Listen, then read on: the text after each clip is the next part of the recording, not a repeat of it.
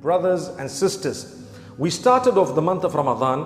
We were excited when the moon was to be sighted in order to enter the month of Ramadan. We entered the month of Ramadan. We got things rolling. Everything became more serious. We started engaging in fasting. We started doing extra salah. We started the recital of the Qur'an. We started the dhikr of Allah subhanahu wa ta'ala. I hope that we have not actually given up, or we have not slowed down in any way, because right now we've gotten to the last part of Ramadan, which is the most important part of Ramadan.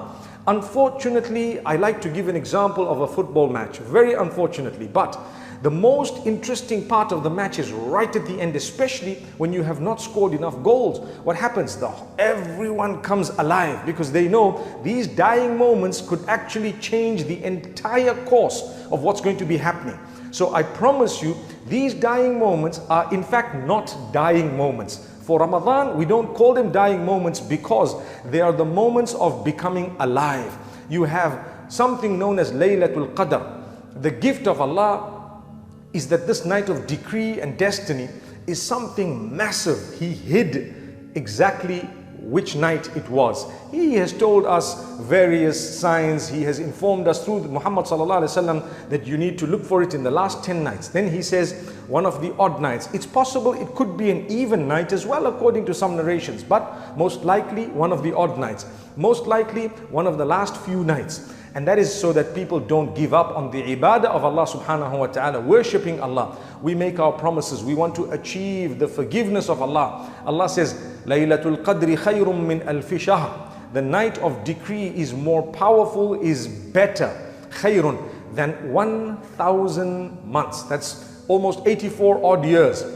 Imagine one night. So we need to liven up the nights now. We're coming towards the end of Ramadan. We liven up the nights by doing what? Ibadah, dhikr, istighfar, tawbah, tilawatul Qur'an. We stand in salah for the sake of Allah subhanahu wa ta'ala. We assist others. We go out. There is something called iftarus sa'im, to go out and try and help those who are fasting to open their fast at the end of that particular day of fasting. There is a great act of worship, and it is a great there is a great reward for that act of worship. So we need to think up all these things. Go and reach out to the poor. There is sadaqatul fitr. Start planning, start preparing, start making packs or whatever else you have to do to reach out to the poorest of the people in order to be able to benefit them maximum.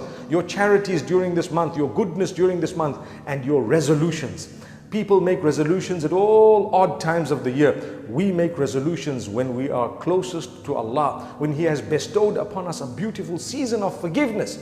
So make the resolutions. I'm not going to go back to my bad ways. I'm not going to miss a salah from now. I'm going to dress appropriately for the sake of Allah subhanahu wa ta'ala. I'm going to improve my relationship with Allah, my relationship with my spouse, my family members, my children, my parents, those who live with me. I'm going to make sure that I use my tongue in the most blessed and proper way. If you start off with the dhikr of Allah, you will not become vulgar and abusive with your tongue.